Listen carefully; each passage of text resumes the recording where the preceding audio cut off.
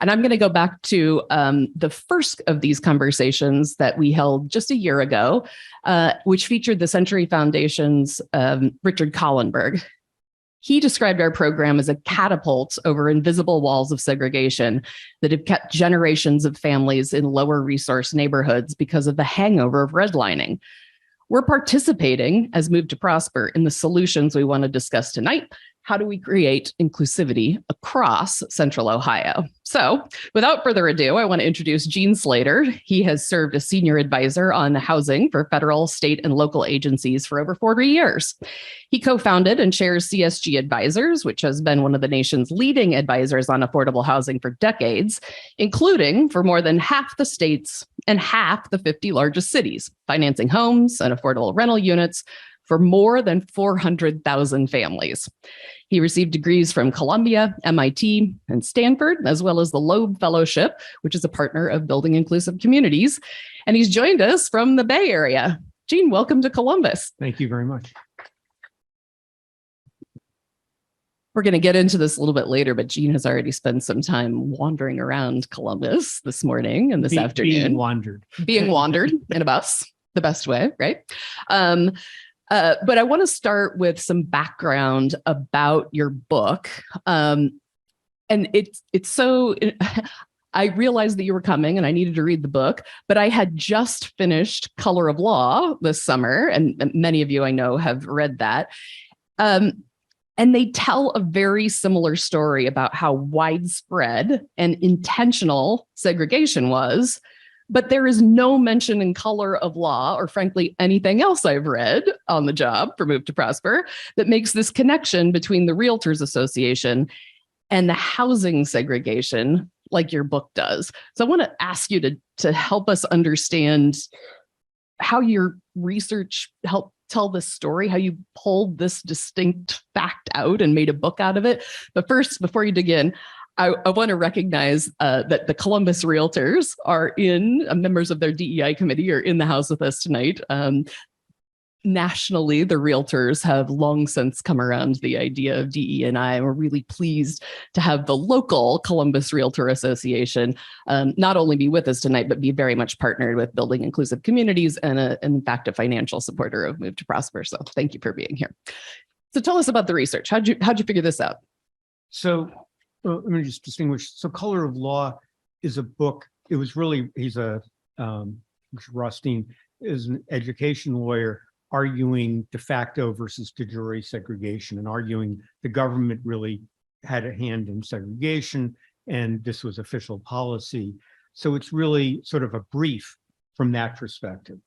And what I tried to do was to go back and look how segregation got created.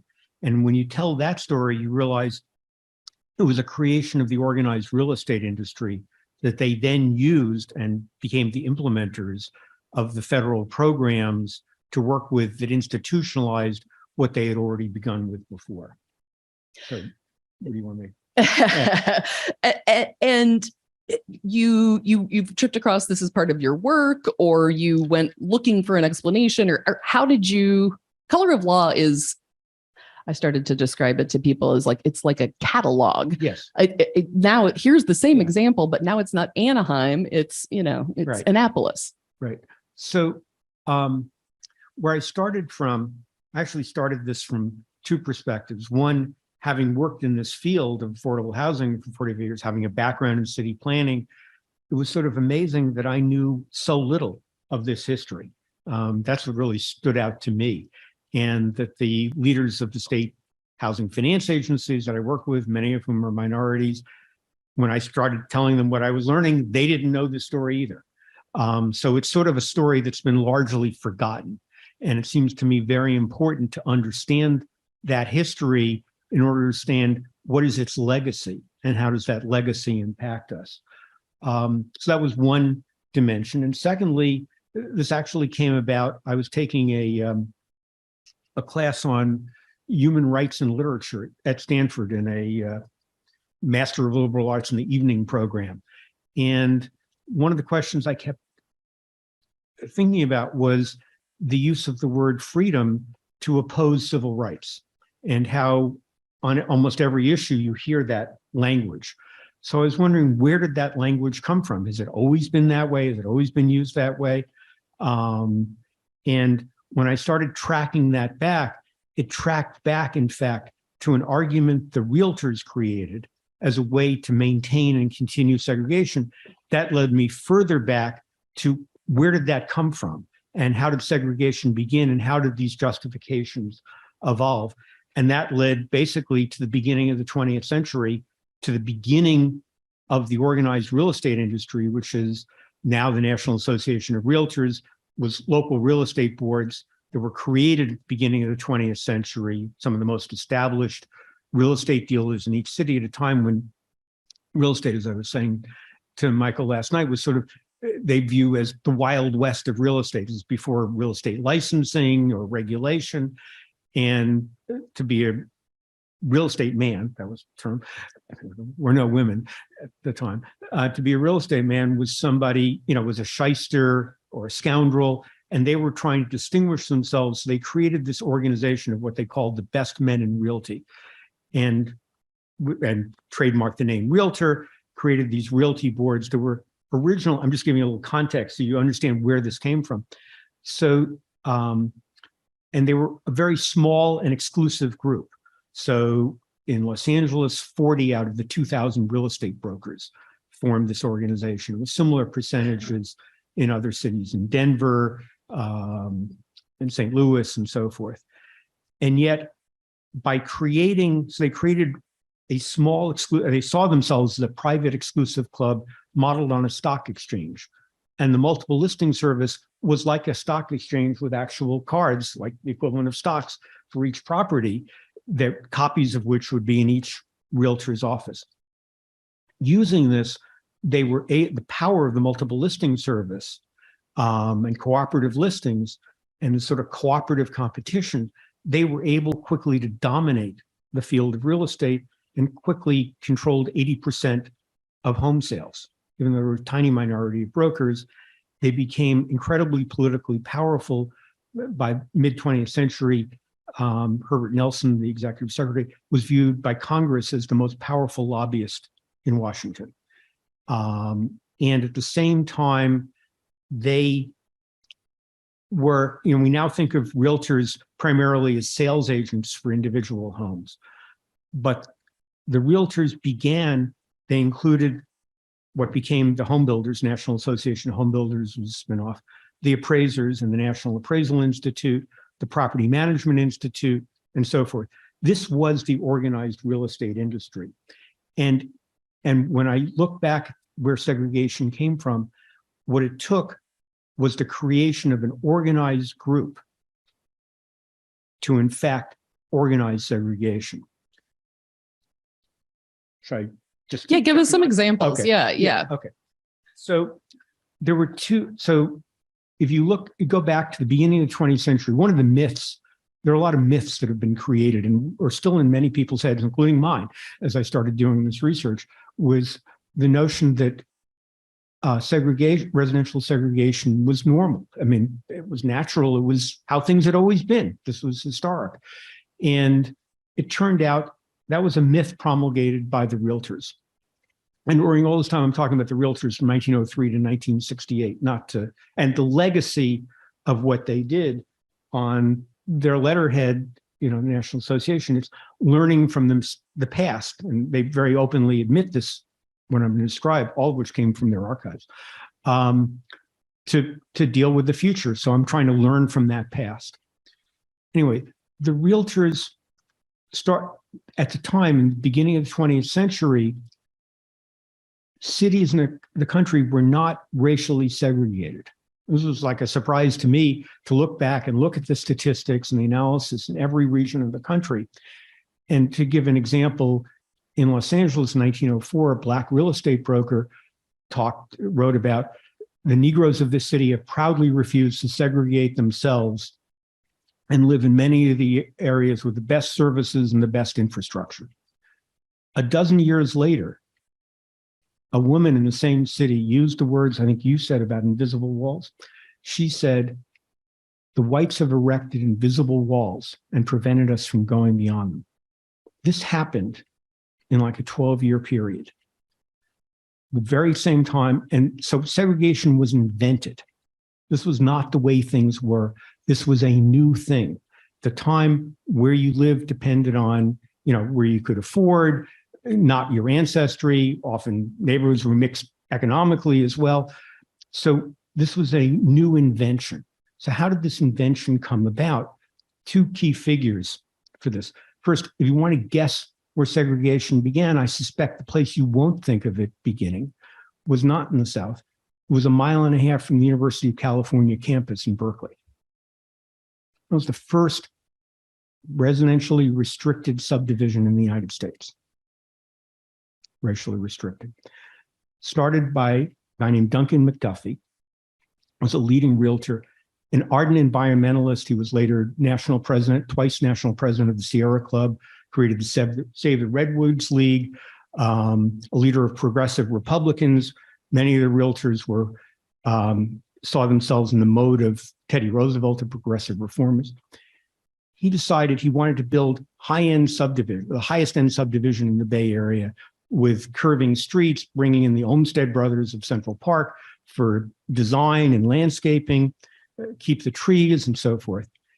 And to this, at a time before zoning, he used what had begun as a set of covenants which an owner would sign, anybody buying a lot, limiting what could be done on that lot. Like, you can't tear down the trees, you have to build a house at least this distance from the street.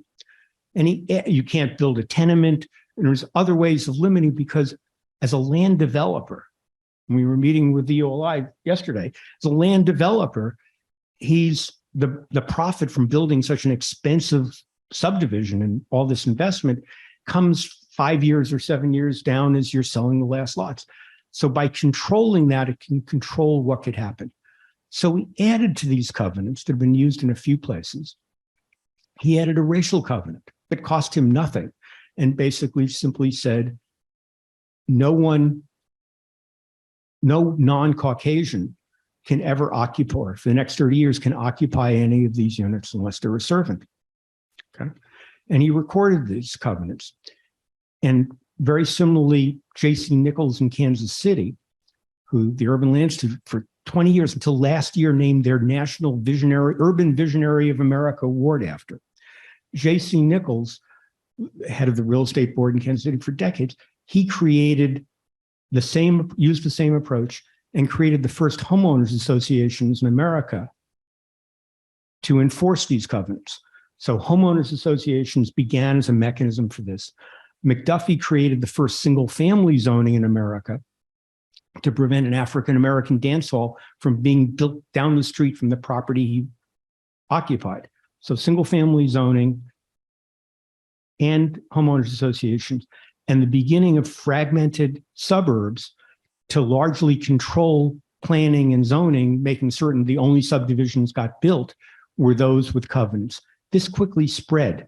These covenants on these high-end subdivisions, Beverly Hills and so forth, quickly spread to middle-class subdivisions within 2 or 3 years, to working-class subdivisions, and then realtors in existing neighborhoods, started in Pasadena and spread across the country. Circulated petitions where the owners would sign and say, if anybody, sells or rents, to a minority, you can sue them to have them evicted, even if they own the house. So this was the beginning. So it was a sales tactic that helped sell homes and put a premium on the sale of homes. And it spread and became widespread so that by the mid-1920s, half the homes in the United States had racial covenants and 3/4 of the new houses. So this was a pattern.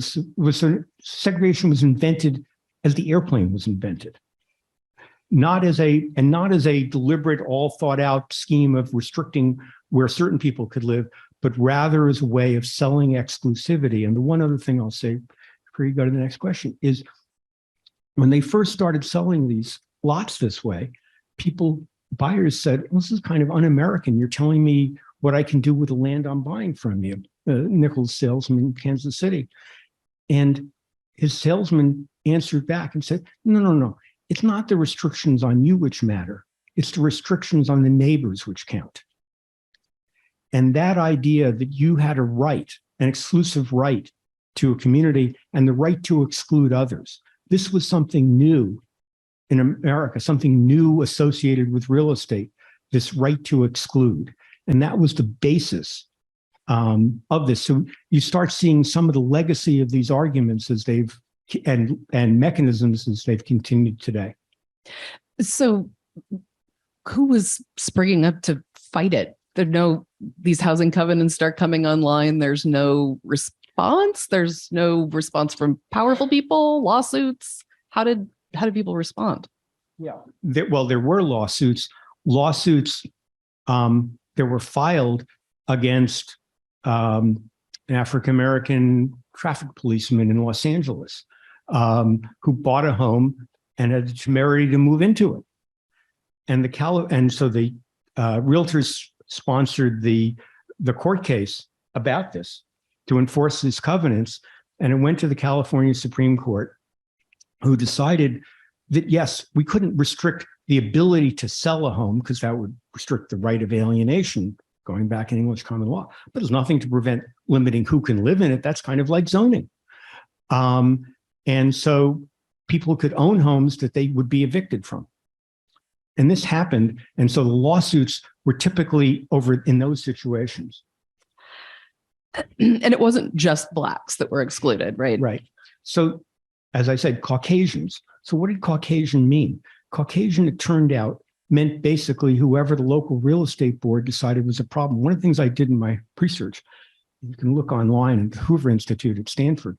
There was a survey done in 1927 of real estate boards throughout California, asking them, at behalf of a Stanford professor, who is the problem group in your community? And it was a box: Negroes, Japanese, Chinese, Mexicans. And describe are there any other problems, and how are you dealing with those problems? And each real estate board in this confidential survey reported back, and they said, oh, the Western Negro is a problem. They keep wanting to improve their position. They keep wanting to move into better neighborhoods. Mexicans in this area are okay. Or our problem isn't either of those, it's Chinese, or it's Japanese, or it's this, or it's that. And who this applied to was all of those groups, clearly, but also if you look at these surveys and then you look around the country at the covenants, Russians, Poles, Greeks, Italians, Catholics generally, Jews, Hindus. In fact, a Sikh man from, Kashmir claimed in a Supreme Court case that he was in fact exactly what was meant by Caucasian. He was closer to Caucasian genetically than anybody else. And the Supreme Court said, well, for the social purposes of this covenant, you're not Caucasian. So that's what it meant. And it was only as various groups allowed being treated as white, and the real estate board started allowing that to happen kind of in the 1940s, that other groups were allowed to move into these restricted areas. So what was left behind in the formerly mixed areas that were the older cities were only those people who couldn't who couldn't move out, which had become, when we talked to FHA, had become disinvestment zones. Okay. So piece together for us, then you said these kind of started at the developer level, and it was a little bit of a grassroots learning from one another as a way to make more money. So how do the realtor boards start to systematize the racism? Okay, so they found that by 1920 or so, they had taken on a new role, which I defined, they didn't use this word. They became not only salesmen, their normal role, they became anti-salesmen. They became viewed as the racial gatekeepers of each community, the local real estate board. They're reviewed that way by public officials. Often members of the real estate association would get themselves on the planning board in city after city, where they would then they would turn down any subdivision that didn't have racial covenants. Okay. The Supreme Court had said, you can't use zoning. That violates the 14th Amendment. That's directly right. So it was now up to the realtors and racial covenants to systematize this. But to do this by the argument they were making, which is one minority doctor or lawyer moving into a neighborhood was going to ruin that neighborhood, they now found themselves, they had to prevent a single sale. So in the survey, they talk about, oh, we've formed a MeetAx committee in order to keep people from buying. And if somebody buys a home, we're going to make certain he sells it to us, or we're going to, anyway, every method you could imagine was used around the country. And the realtors built into their code of ethics, in 1924, a statement that no realtor shall sell a property or to a person who will reduce the value of the surrounding area, depreciate the value. They created a myth. They called it an axiom, but as a scientific objective statement that they got in every real estate textbook in the country, which they sponsored, in 165 universities, that if minorities moved into white neighborhoods, property values would go down by 30% or 50%. They're all stated as fact.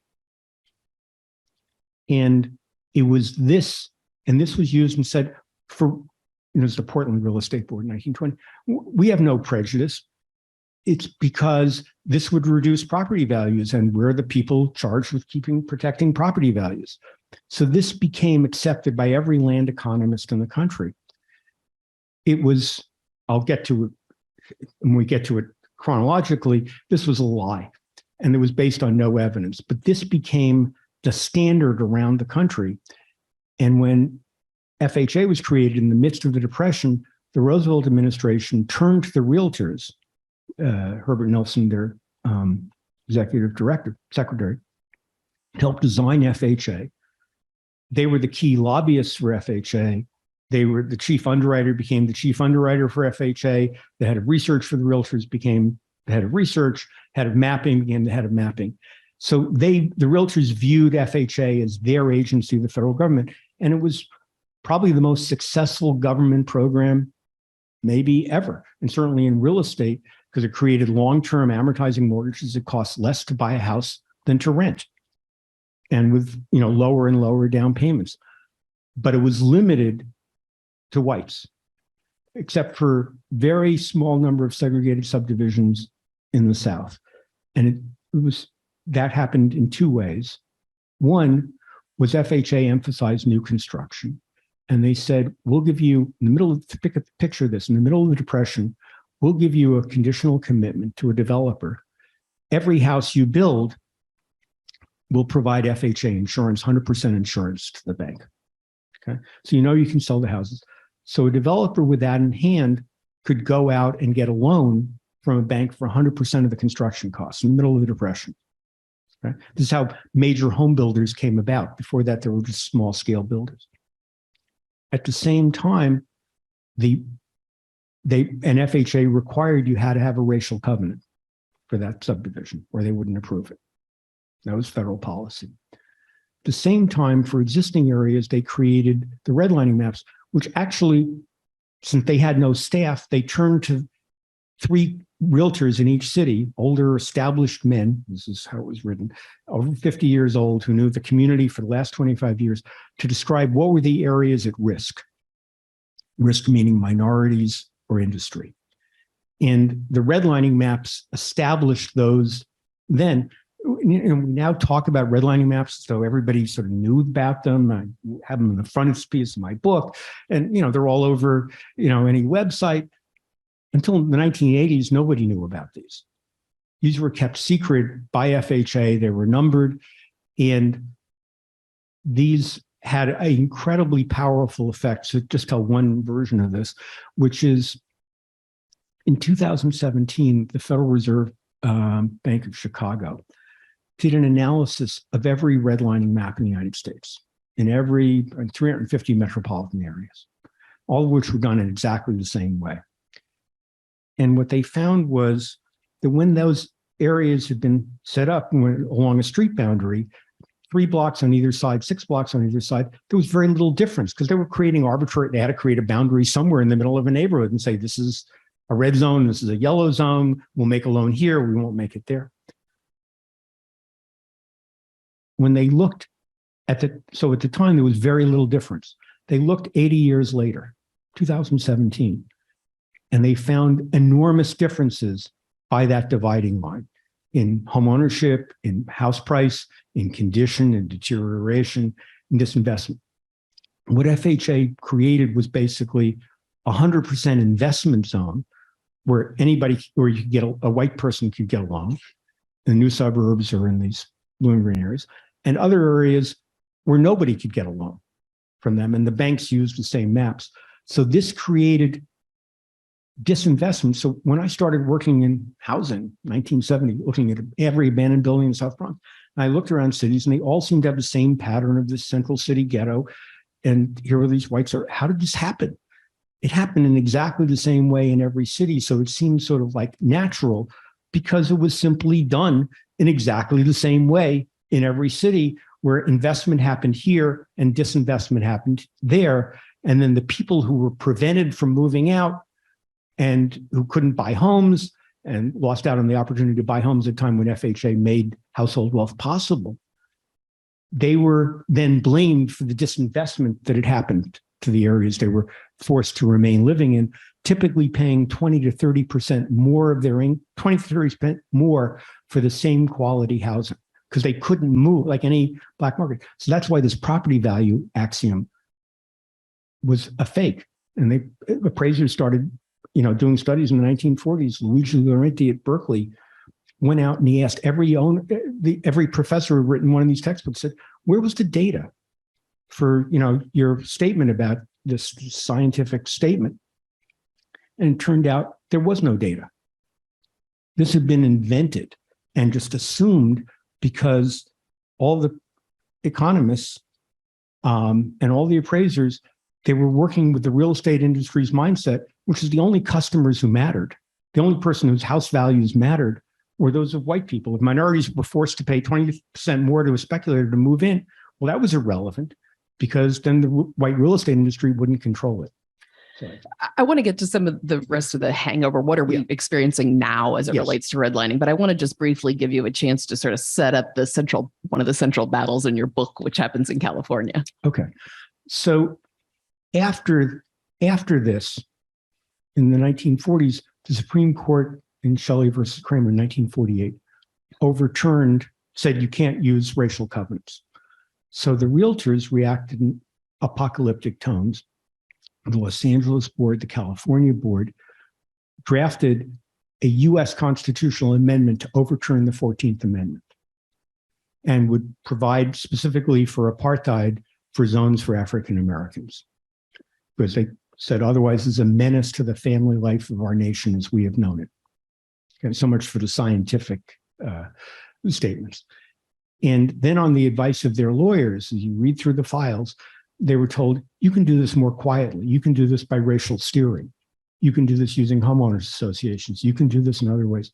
So effectively that by 1960, 98% of new homes and 95% of existing homes were off limits to African Americans in this country. Fair housing folks started sponsoring laws to overcome this. They thought Shelley was going to make it possible, people to live anywhere. And the realtors had so organized segregation that was impossible. So when a fair housing law passed in California in 1963, the realtors nationally poured money into a campaign that would be a national model. And they used a similar effort in the Ohio legislature, but the key battle was in California. And it was called Proposition 14. They put on the ballot now a state constitutional amendment. You can see the history here.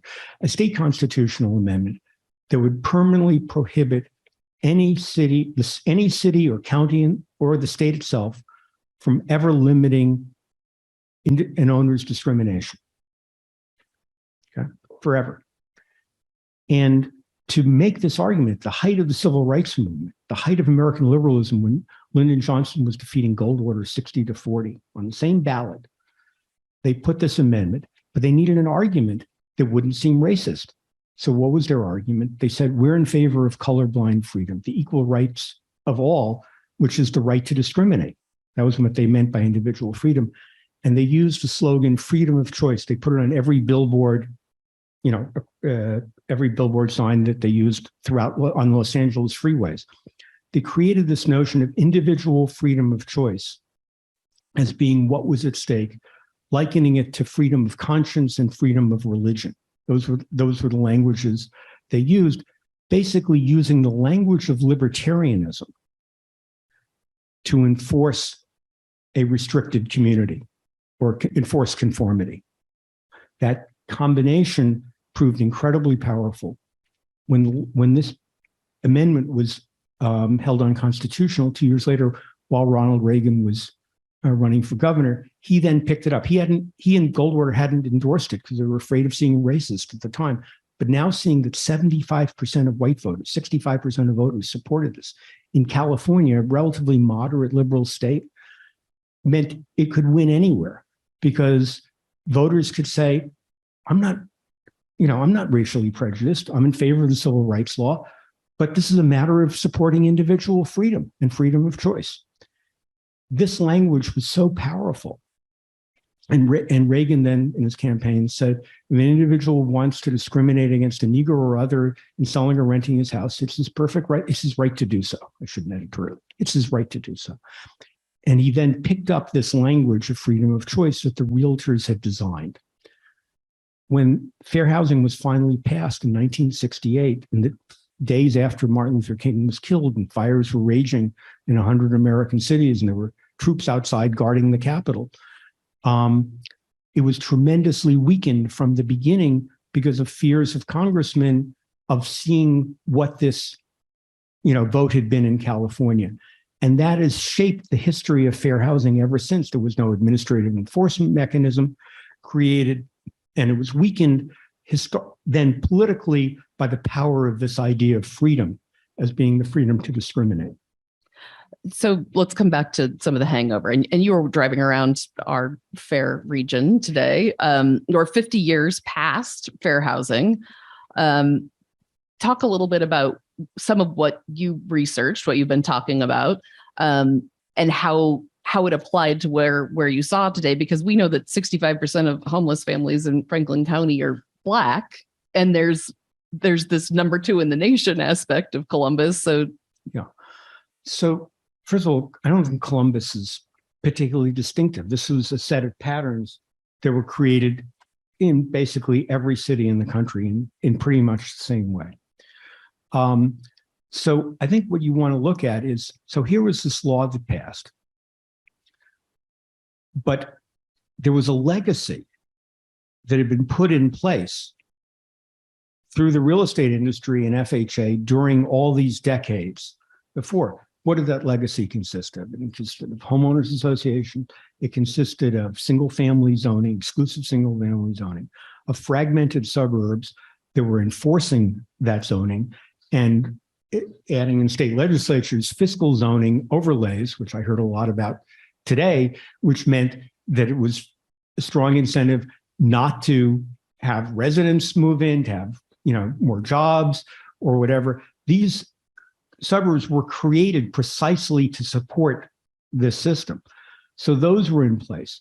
You also had the political power of this argument so that in the early 1970s, when George Romney, Secretary of HUD, there are 2 parts of fair housing. One is non-discrimination. The other is affirmatively furthering fair housing, saying communities have to be required to accept, inclusion and racial inclusion. Nixon fired him using the language of the realtors still, saying, well, if segregation exists, it's because of the free choice. Nothing to do with this organized system that I've just described. It's a result of free choice. So that is, then finally that got, implemented, briefly by the Obama administration. It was curtailed under the Trump administration, Biden administration, zoomed it. And some states, they're taking that seriously. And so California now is enforcing housing elements in every city and saying we can override zoning or make requirements if you're not meeting your fair share. In other states, the legislatures and the governors, have opposed that. That's one of the legacies. Okay, so we have in place all these legacies, and the notion that a neighborhood belongs to a single race or belongs to you, and it's your right as a local neighborhood to control who else is there. The same notion from Nichols' marketing thing. It's the restrictions on your neighbors which count. It's our ability to exclude which counts. So this intense localism, rather than the notion that everybody has a right to choose where to live, these were all put in place during this period I'm describing. And so it would have taken strong government action to overcome that legacy, to overcome all that mechanisms and all that legacy. And when you think about the legacy of the self-fulfilling prophecy of the redlining maps, and particularly think about the impact on household wealth. So here, during the generations, when you could build household wealth significantly through home ownership, most significantly through FHA and VA and bank loans, minorities were precluded from that. One Duke study in the 1960s, Chicago alone, showed that Black families lost $3 billion in household wealth by not being able to get mortgage loans. Okay. All as a result of this history. So you compound that to today and today's price values and stuff, and you say, why does segregation persist? It's more like, how could segregation not persist unless there was significant actions to try and overcome these barriers, these invisible walls, and their legacy that have been put in place? Okay. I know that I will not be the only one who has their blood boiling now, and I already read the book, which is Freedom to Discriminate. We want to turn our attention and we want to bring up our panelists to join the conversation, because we want to talk a little bit about how this hits the ground in Central Ohio with some Central Ohio experts, but we also want to turn to this crowd and help them think about what are the steps that we can take to start really leaning into reversing some of these trends that you've identified. So thank you. Please come on up. As the panelists are coming to the stage, you have cards in the audience here live. If you would like to ask questions, please begin to write those down, and you'll be learning even more here as we go. Also, the online audience can simply type their questions into the chat, and I will get to see all of those when we're ready to take those. We have a volunteer right here, Kathy. She's going to wave her hand when you have yours ready here in a few minutes. She's going to be your guide. She's your Vanna. All right, welcome to the stage, Karina Johnson. She's a member of this year's Columbus CEO Future 50 class, and I wrote down project coordinator, but I think you have a new title for Convergence Columbus. Yes, my new title starting October 1st is project director under the Affordable Housing Alliance of Central Ohio, or AHACO. Very excited about that. Who's executive director? We have Carly. Congratulations. So Convergence Columbus is a coalition of nonprofit government and housing industry staff working to bridge the Black homeownership gap here in Columbus. Prior to this role, Karina led the financial empowerment efforts at the city of Columbus, and welcome. This is Michael Wilkos, United Way's Vice President of Community Impact. His team develops effective strategies to improve our community and invests in programs provided by funded partners to implement these strategies. Michael, you have a reputation in this city as the data whisperer, and people line up and then they brag about going to see you in person. So thank you for being with us tonight. I'm going to start with you. You've had a chance to hear some of Gene's talk so far and read his book. And what I'd love for you to do is layer on to some of what he set up here, some of the conditions that you're witnessing in Columbus that are really directly related to some of that long ago policy decision. Great. Well, thank you. And what a pleasure it is to be with all of you this evening. Last night we were at probably a 3-hour-long dinner, and I think by the end I was just sitting like this on the table listening to Gene, because I could have gone for many more hours. So it's a pleasure and honor for you to be with us here in Columbus. So thank you for sharing your wisdom. So in my role, we United Way invest in 92 nonprofits doing work in Franklin County, and they're focused on making sure people's basic needs are met and that kids are on the pathway to academic success. We fund organizations, and the clients that they serve are folks that live at 200% of the federal poverty level. That would be about $24,000 a year per single person. And believe it or not, there's about 400,000 people in Franklin County that live at that level and below. And all of them are struggling to deal with housing vulnerability and keeping their incomes to match the rising growth of housing costs in this community. So what's interesting, because we are a community-based organization at United Way, we're kind of studying these community level trends. And I spent a lot of time unpacking the 2020 census and what that means to Columbus. And I'll put a few statistics into perspective for you this evening. In the last decade, the city of Columbus grew by about 120,000 people. That was the largest numeric increase we've ever recorded in the city of Columbus history for population growth. All of that growth was due to increases in diversity because the city of Columbus actually lost white residents. It was the second largest increase in population growth ever recorded for Franklin County. All of Franklin County's population growth was due to increases in diversity because Franklin County's white population also dropped. Across this entire community, we saw increases in diversity. The increase in diversity was not an urban Columbus thing. It wasn't the suburban parts of Columbus. And those of you that live here in town know what I mean when I say suburban Columbus, right? Columbus served by the suburban school districts.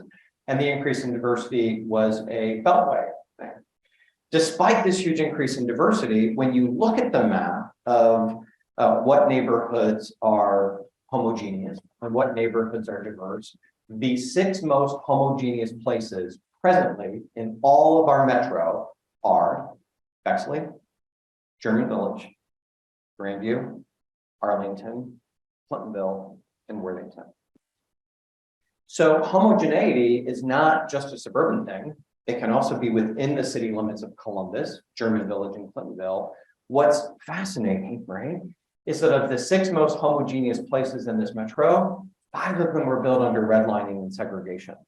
And 100 years later, they haven't budged. Well, why is that? You know, why is it that these things were in place for 50 years? The laws have changed, but the outcomes really haven't budged.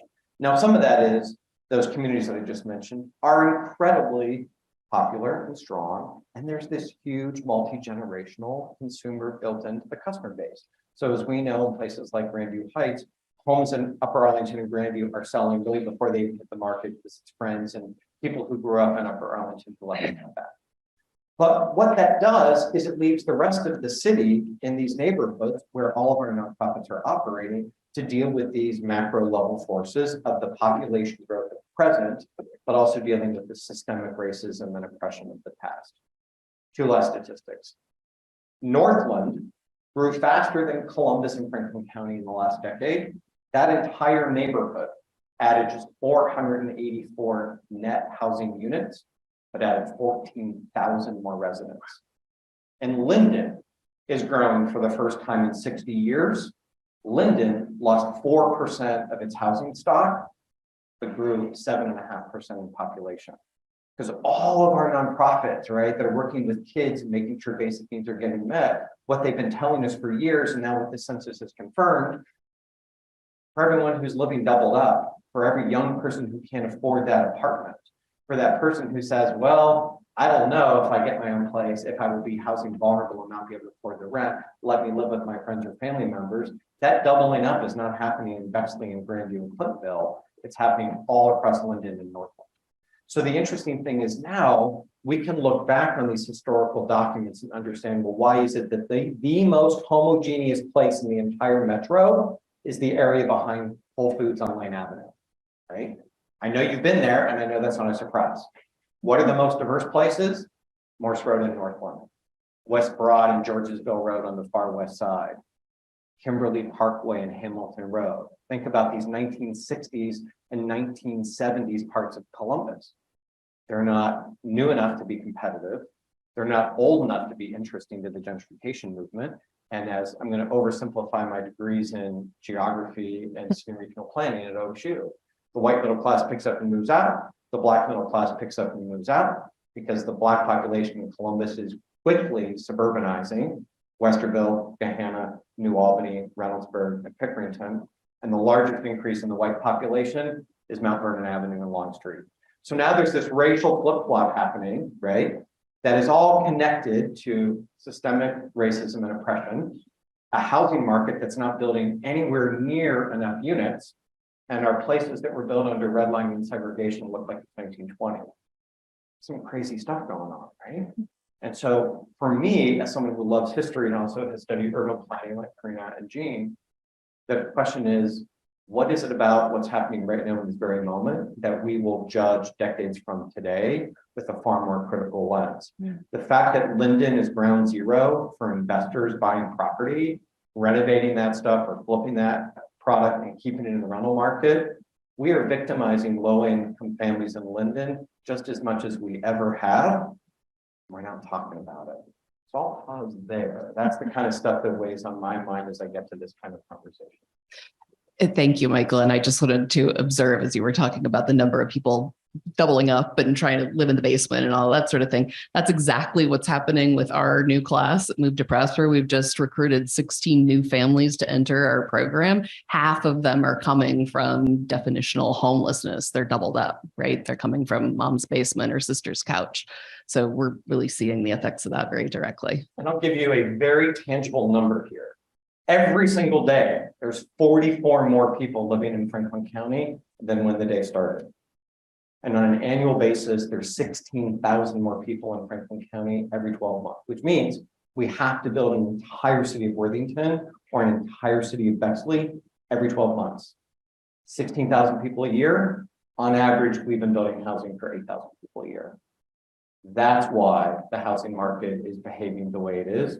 Not enough supply, too much demand, and low and moderate income people in places like Northland and Linden are falling victim because there's more and more low and moderate income people, and the supply for them is not budging. Karina, let's get you involved.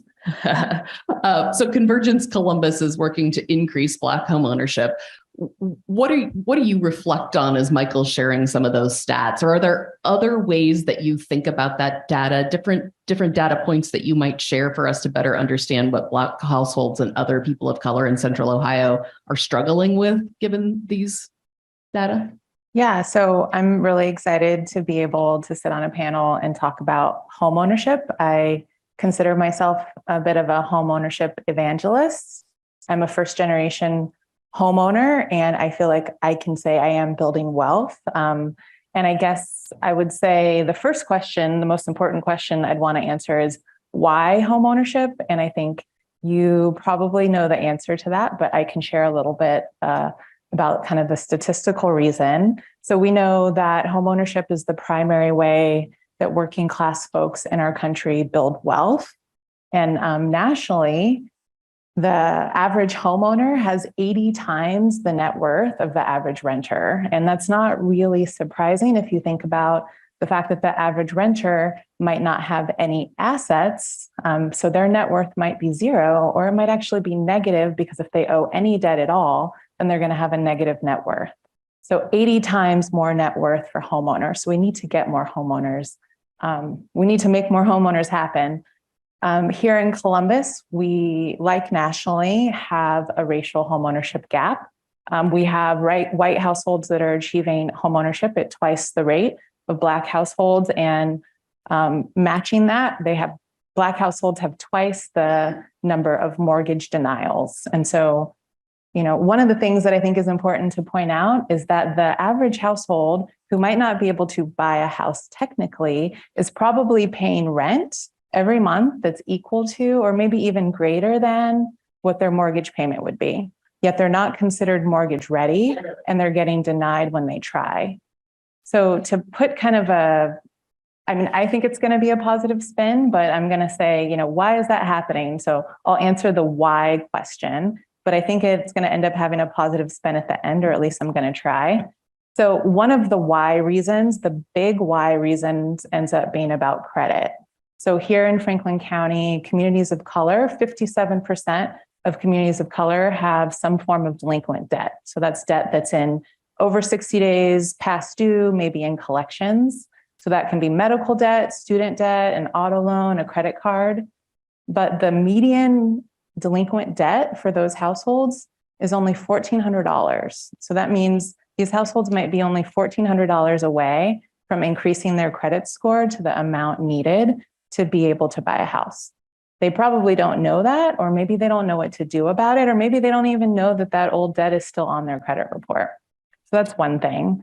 The other thing is about banking access. So we also find that 20%, or 1 in 5 Black households in Franklin County, are not using traditional banking. So we call them unbanked kind of in the industry. That means they're using cash, they're using check cashing places. Maybe they're just using software like Venmo and choosing not to, for whatever reason. And I won't get into some of the reasons, but they're not using traditional checking and savings accounts. And that means they're not going to have that banking history that a bank is looking for. So I think there are lots of challenges and I'm just kind of skimming the surface, but these are challenges that I think are surmountable.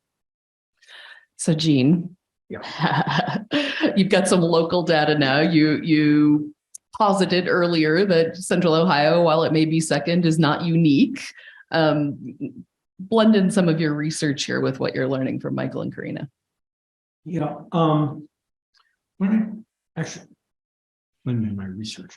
I think what I might want to talk about is some of the tools that we've been developing around the country to address some of these issues. So let me mention two things I've been working on this year. So, and I'll mention some others that may be relevant to what Karina is describing. So I'll start with there. So we work, for example, for the Minnesota Housing Finance Agency, which has made a major effort. Minnesota has the biggest discrepancy in black and white home ownership rates in the country. So they've made a major effort in their programs, similar to the Ohio Housing Finance Agency, right? In their single family programs using mortgage readiness methods, using solicitations, working through through nonprofits and churches to dramatically increase. So they're making loans with three times the number of households of color that the private banking system has been. So they've made concerted efforts. Massachusetts Housing has done similar things. So there are things one can do, at the lending side of this. And there's a new Bank of America initiative to deal with some of the issues you're finding. That's one thing. You can also think from a discrimination point of view, if lenders, appraisers, realtors lost their licenses for discrimination, it would have a chilling effect. It would have a difference. I'll talk about two things I've been working on. So one is I've been doing a lot of, this year I worked for the California Treasurer's Office and the state legislature.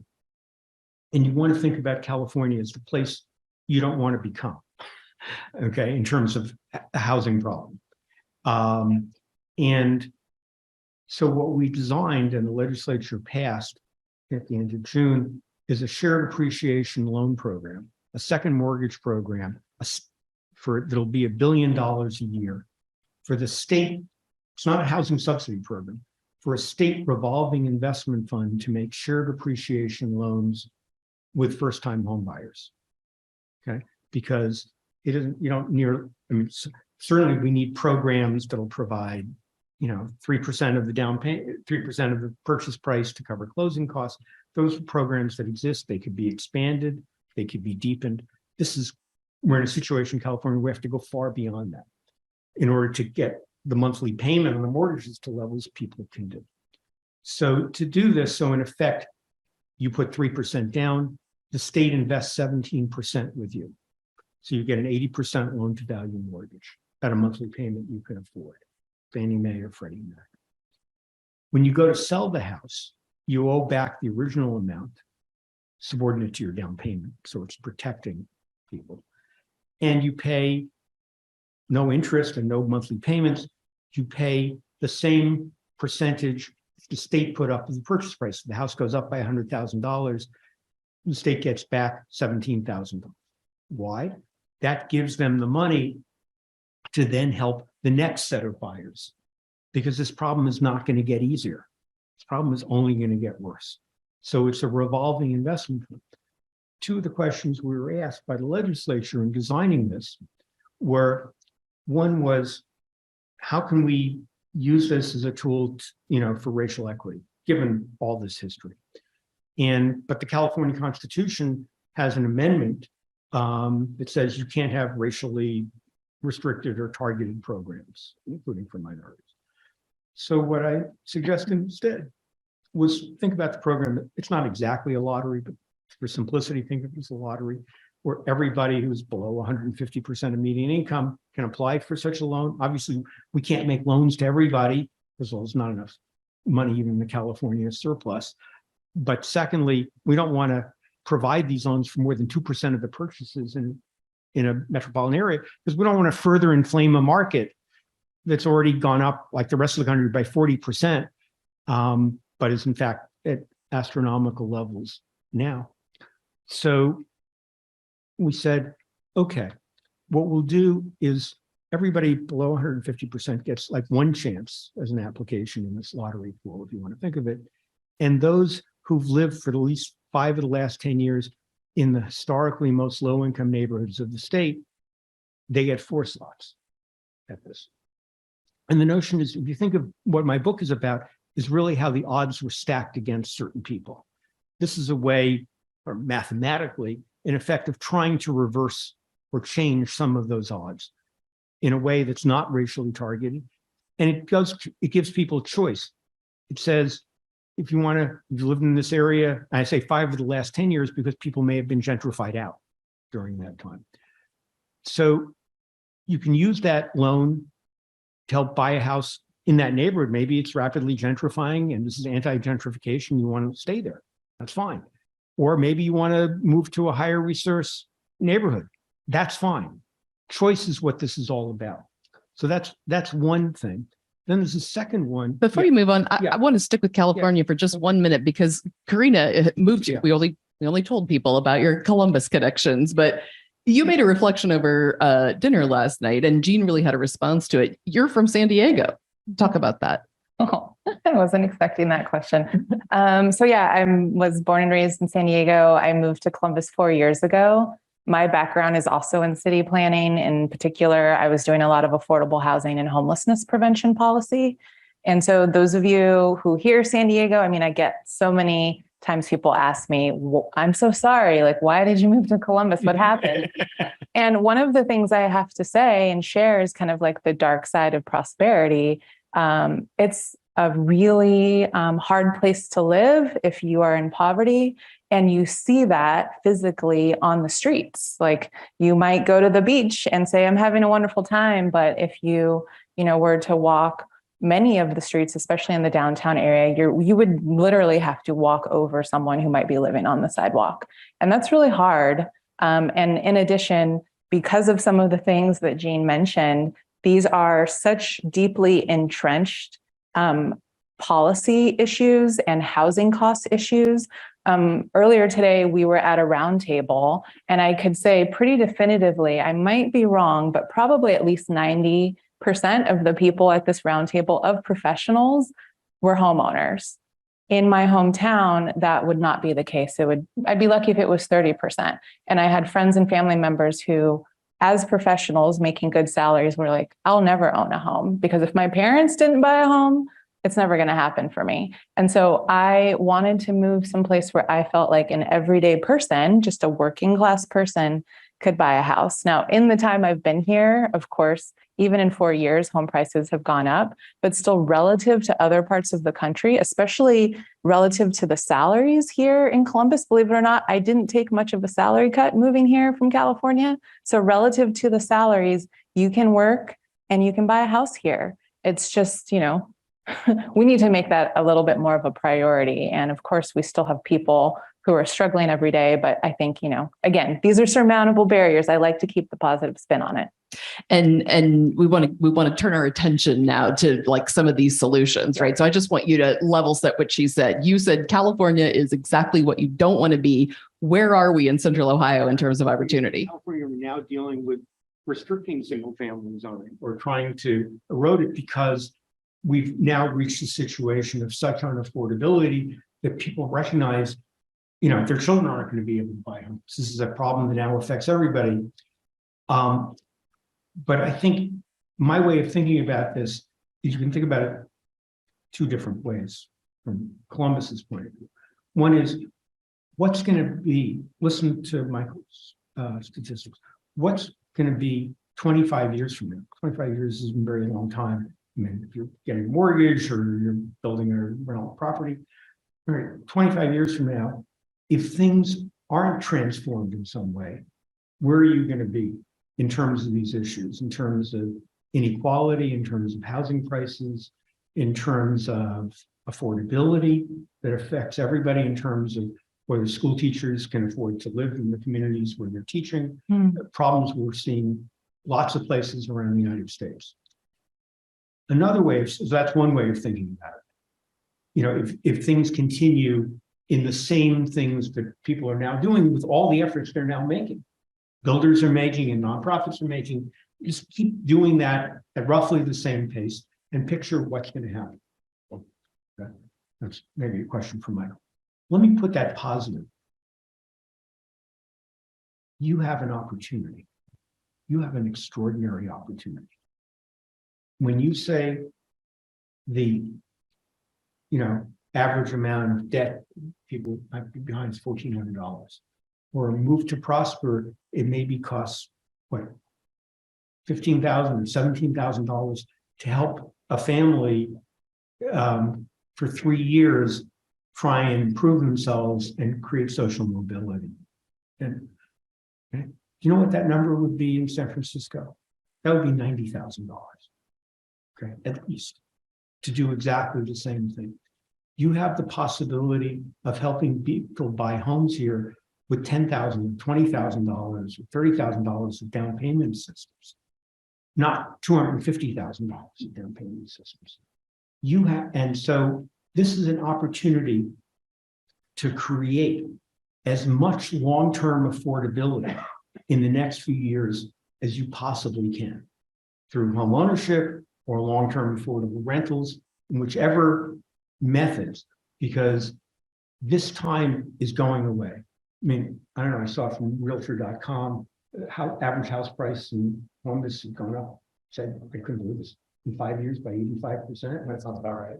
Okay, so think about that, and think about what's happening to the potential affordability and who can buy homes today versus 5 years from now. If you act on that now, if we provide the resources and the tools and zoning changes and so forth, if we help builders make it possible and financially attractive, we're doing this in Montana, to help builders build more modest single family homes. And the average size of, at the same time as affordability is escalated, unaffordability is escalated around the country, the average size of a single family home being built today in the United States is double what it was, 30 years ago. Okay.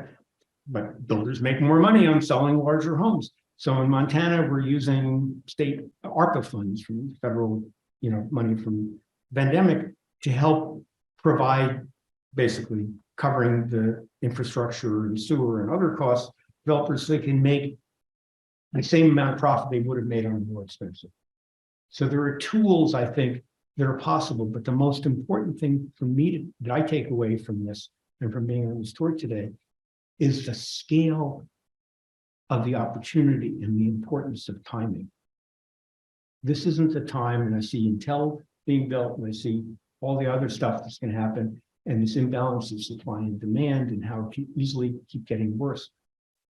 This is the time to take every action you can, because just like those redlining maps and the lack of household equity compounded over time, the actions you take today can compound over time.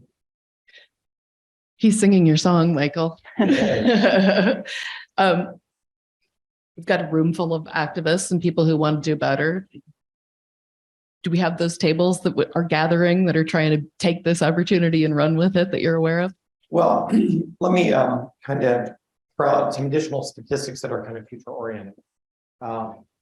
Clearly, this has been a growing metropolitan region, and with Intel, Nationwide Children's Hospital, and what we see happening over Ohio State, there is no doubt in any of our minds that this coming decade will most notably have more growth.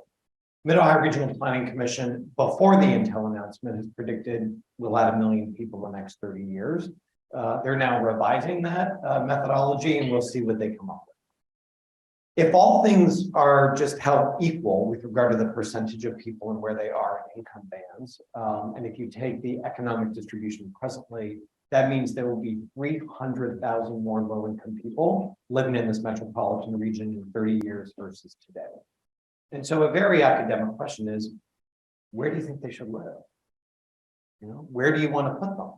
Someone said to me the other day, who deserves to live on tree-lined streets? I mean, think about that. I mean, who actually does live on tree-lined streets? And then who really deserves to live on tree-lined streets? Because guess what? You can look at Google satellite images of Columbus and you can see based on tree canopy where redlining was and where those tier 1 neighborhoods are. Because when you look for Grandview and Arlington and Clintonville and Worthington on Google satellite, it looks like you're looking at a national forest. If you go to Linden and Milo Grogan, you see lots of rooftops and lots of pavement and lots of hot surfaces. And by the way, the city of Columbus recently just measured the temperature in every single neighborhood in Columbus on the same day to see what is the temperature variation between high income neighborhoods and low income. In Portland, Oregon, it's a 23-degree difference in the summer in low income neighborhoods. So think about the long-term impacts today of heating bills. What's it like when youth in the summer, right, are that hot and can't find shade, and what that does to all those other things. So then there's kids that are misbehaving, community violence, all that kind of stuff. All right, so back to the million people, 300,000 are going to be low income. Up until now, the city of Columbus has really taken the moral responsibility to house the region's poor. Well, why is that? And should that continue? And as the city of Columbus is no longer using annexation, right, the growth of the city has kind of run to its limit. I can tell you exactly where low-income people are going because you can set your watch to the mobility of poverty in this community. And it is moving up Cleveland Avenue and Westerville Road, and it is moving out Broad, Livingston, and James like an unstoppable juggernaut. Poverty's not going to Dublin, it's not going to Powell, it's not going to New Albany, and it's moving away from downtown in those concentric rings. So what are the choices that we need to make today, right? Just removing racist systems isn't really changing outcomes, or the demographics of places like Worthington and Clintonville and Grandview Heights should probably look different after 50 years. The question is, why don't they look different? Why is it that either people don't feel welcome, right, by going to those places, which I think is a real thing, or there's something else about the history of that community that is putting up the invisible wall is still very real for a lot of people. And so I think those are just questions we have to start asking ourselves in a more thoughtful way. What should we look like in 30 years? Who should take the moral responsibility to house the region's poor? And why is it after 50 years of the removal of some of those laws, are so many parts of Columbus really unchanged? And who's asking those questions about the future growth of our city? And while Columbus is looking at things like completely rewriting its zoning code, right? As the city of Columbus will have on the bond package in 2 months, a $200 million bond package for affordable housing, right? Only the second time in Columbus history where they put affordable housing in a bond package. They did it in 2019. It was $50 million. It generated about 1,300 units of permanent affordable housing and leveraged $250 million of affordable housing production. What about the bond capacity in other cities? You know, is Dublin and Upper Arlington using its bond authority to provide land buy downs, right? Or bring down the cost to do affordable housing? Are the zoning codes in other communities not letting the city grow, right? Or build the housing stock that it needs? And I'll kind of wrap this up by saying, a home is where a job goes at night. And our region's been really good at getting jobs, right? But somehow we're not putting the welcome mat up for housing. And I hope that as we become educated by reading things like Gene's book, that we're not replicating, unbeknownst to ourselves, that we are actually replicating systemic systems of oppression without knowing so. And the question is, how do we get our metropolitan region to have a housing abundant strategy, right? And how do we use public policy like zoning codes and public transit and tax abatements, right, to build the city that we need to have by 2050? Because to Gene's point, we will be California in 30 years, because everything about our trend line suggests that we're on that path. We're just behind it at a slower pace. Let me add one sentence. I think it may be helpful to think about this. During the pandemic, just in the last 2.5 years, the household wealth of homeowners in this country has gone up by $6 trillion.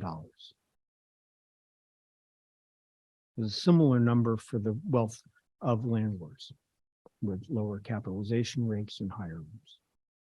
But let's just take the $6 trillion figure. And what does that equate to? In San Jose, the average homeowner has $300,000 more wealth than they did 2.5 years ago. Maybe here it's $75,000 more wealth. So suddenly you're $75,000 wealthier.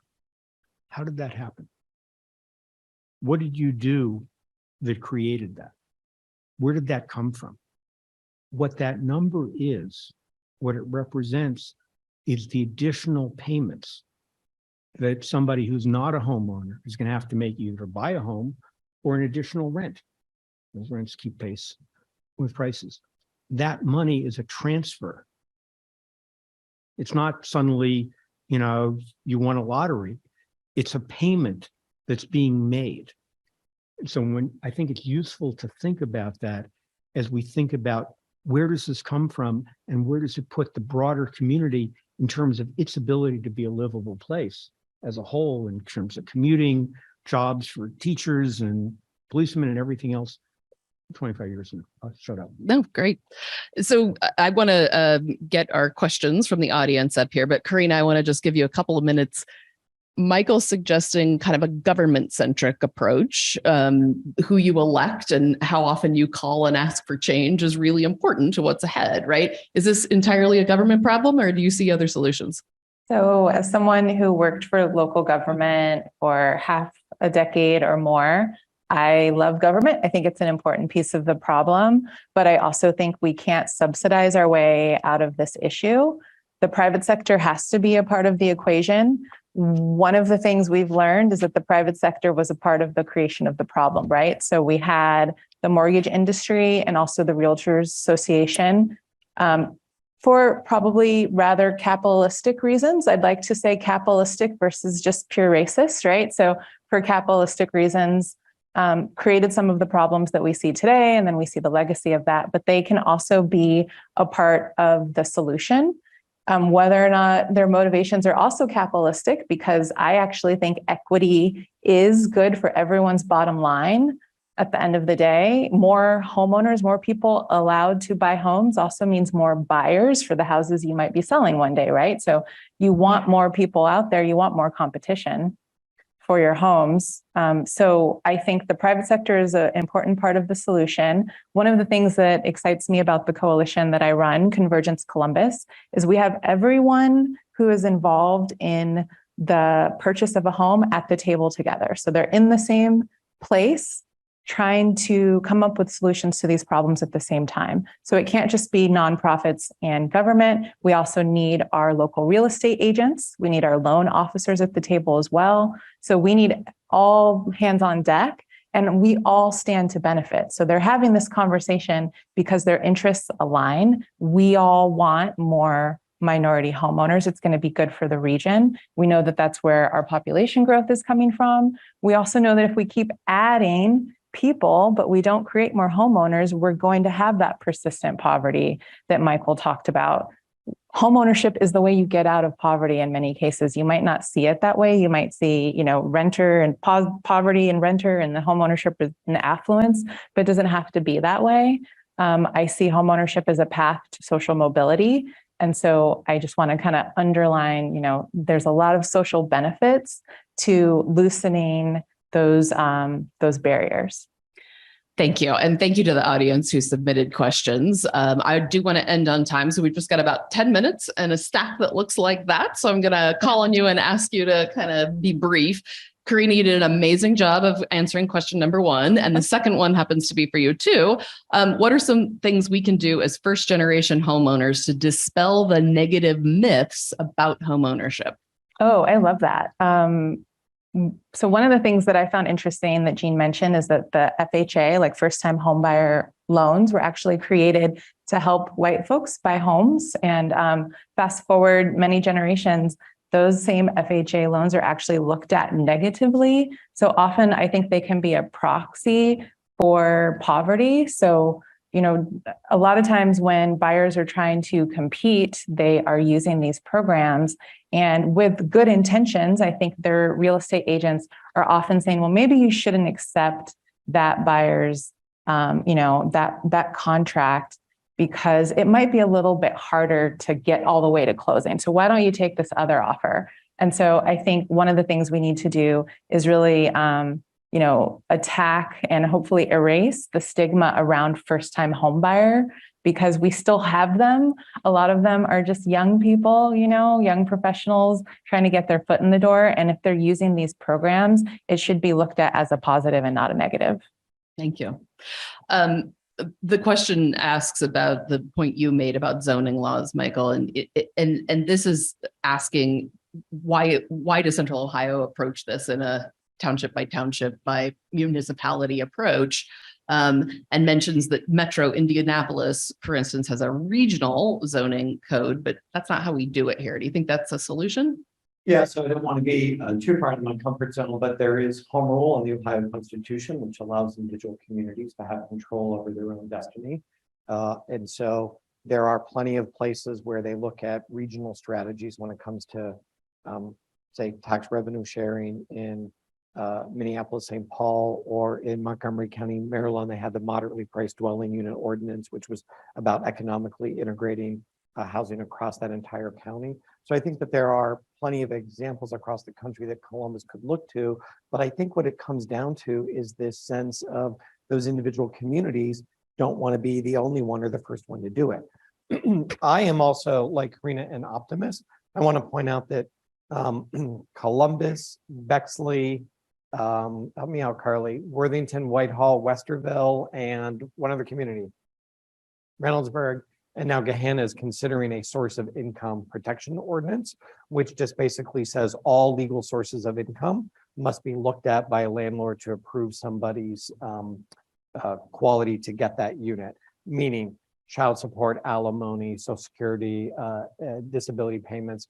Similarly, and very eerie to what Gene was talking about, this whole sense of freedom, there are some landlords that have been fighting that source of income discrimination ordinance by saying, well, we want to have the freedom as landlords of who we rent to based on their, earned, how they make their money. Bexley was the first community in Central Ohio that approved one of those source of income protections. And I know there's a group called Quality Upper Arlington, Equal UA, I knew I was close. That's kind of looking at those same kind of systems there. So at the moment, individual communities are in their own path of discovery to get to a place of equity. And we have some nice examples. I don't know that I have a lot of confidence that in the state of Ohio or within our metropolitan region, we're going to find a region-wide solution to that. That being said, the Mid-Ohio Regional Planning Commission did complete the Regional Housing Strategy Framework, which gives ex-urban, suburban, and urban communities real tactical tools on how they can lean into housing abundant strategies. And I think those are going to be even more important as the growth of the metropolitan region accelerates. Thank you. Another zoning question, Gene, I'm going to direct this at you. How do you recommend a community that has a legacy of these invisible walls approach tearing them down? Is this a zoning question? Well, zoning is clearly one of the key issues. And a couple of things I learned from today was just seeing the difficulties, including in Worthington, with conditional use permits to get approvals of projects. We saw this in Columbus, we saw this in Worthington, we saw in several places that create these gray zones of contention rather than making zoning that includes inclusionary units a matter of right and simply in the zoning code. That's an important thing one can build in an inclusionary zoning. If you're building more than 20 units, to 20% of them be affordable, whatever. That's a standard thing in many other parts of the country. That's a tool that communities can use.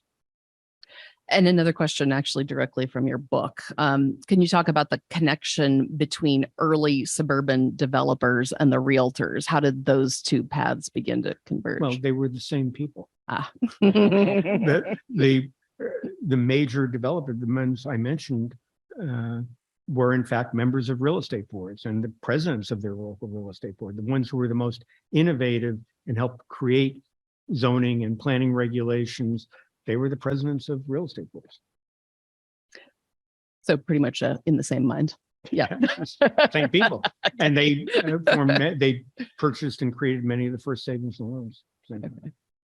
Final question. I think this is a great place to end, and I'll allow each of you a chance to answer. Gene, we can end with you, and Karina, maybe I'll ask you to start. What do you suggest average people, these folks here in the room, do today to help with housing disparities? What's top of mind for you? What can these folks do? I'm going to say two things, but they'll both be short. I think thinking about the future and the fact that we want to have housing for all people, that means people just starting out who maybe need a studio or a one bedroom. It could be people at the end of their life who need a small ranch house and not a big, second story house. And so we need a diverse range of housing options, which means we need to build more than just big single family homes that are in neighborhoods that are not your neighborhoods. So just being open to the idea that your neighborhood can start to change the way it looks, but still retain the things that you love about it. And that means allowing more housing to be built in places where it makes sense. So we're going to have to build to accommodate the new people. Often we're going to have to build things that look a little different than they do now. And so being open to that idea is one. And then the second one is a really quick one. If you do go to sell your house and you see that the person who is trying to buy your house is using a program like FHA, think to yourself, wow, this is someone who probably without this program might not be able to buy a house. And so maybe I'm going to give them a chance, even if my realtor says, don't accept that offer. It's not as strong as this other one because they're using this program. Just be open to it and maybe do your own research. Thank you for those. Michael. Yeah, so this is not an official United Way response. This is just my personal opinion. If you live in Columbus, please vote for the bond package.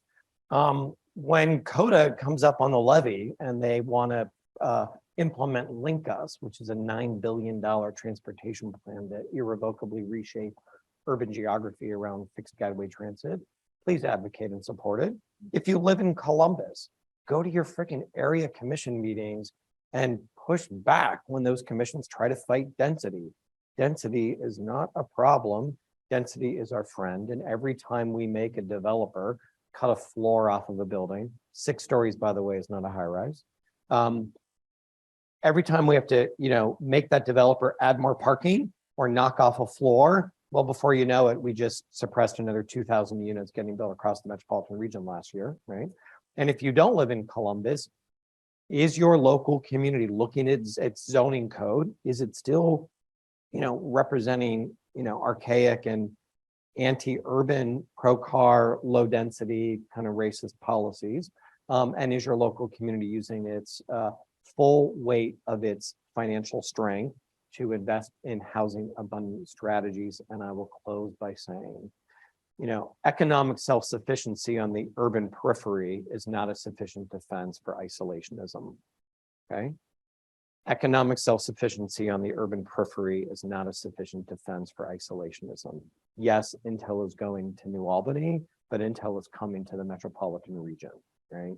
And all of us should be benefiting from that. And I think everybody should be, in my opinion, taking their fair share of both the benefits as well as the challenges of the metropolitan region. To me, that is a community that aligns its moral compass with equity. And Gene, we've got about 30 seconds for you to inspire this crowd. So no pressure, go. I'll take more than 30 seconds. But the simplest answer I can think of, I can't tell you the specific thing in Ohio, but neighbors came to the door of my son last week, who lives in an upper middle class neighborhood near Palo Alto, near Stanford. And he's a school teacher at a charter school. And they wanted him to sign a petition preventing fourplexes from being built in single family neighborhoods. And he said, hell no. My son had written his senior thesis at Berkeley on the same topic that I then wrote this book on, which my book is dramatic expansion of. So you take that to your equivalent of the neighborhood meeting that you choose to attend to speak up for a project or not to sign a petition or whatever it is. The one other thing I'll say is we've been, and because this involves discussions we've had with Senator Brown's office, and we've had with the White House, which is proposing, as we see these hedge funds buying lots of single family homes, including many in minority neighborhoods, and making it harder for families to buy homes, reducing that amount, forcing greater competition, forcing up prices. We've proposed a way of using the same tax code, just as we set a limit on mortgage interest deductions for an individual, set them on the general partners who establish these limited partnerships, and say, if you're above that amount, above say $75 million, we'll give you the same tax benefit when you sell that house to a first-time home buyer. So use the tax code, make changes that make it easier for people to buy homes rather than harder for people to buy homes. All right, we're going to leave it there. I think you can probably, if you did not get your question answered, rely on this panel, esteemed as they are, to stick around maybe 10 or 15 minutes and engage you in individual conversation.